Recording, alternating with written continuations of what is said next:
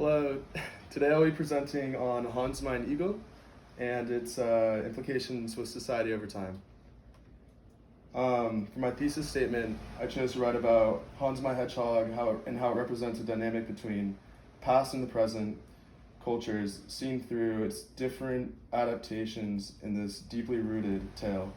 One can see the slow progression of society in regards to the betrayal of race.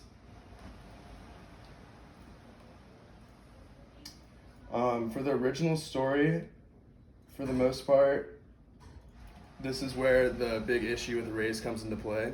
There's one scene where a transformation from Hans the Hedgehog into a normal white boy has some implications with him being impure and the color of black turning to white being a good thing.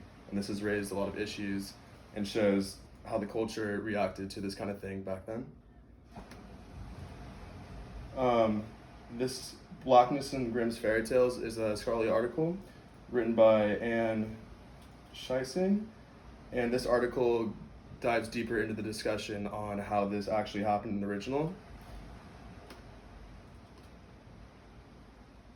And then this is an adaptation, a Scottish adaptation actually, that was written a bit after the original.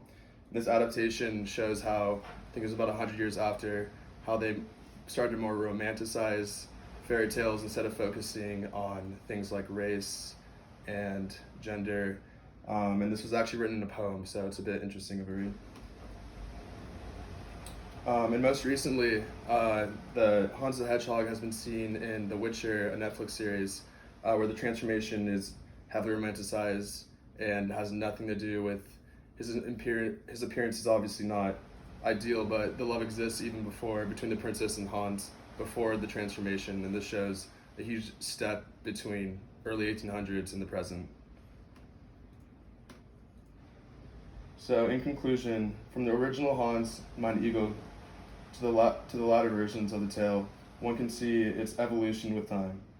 This fairy tale portrays the progression of cultures and societies over time.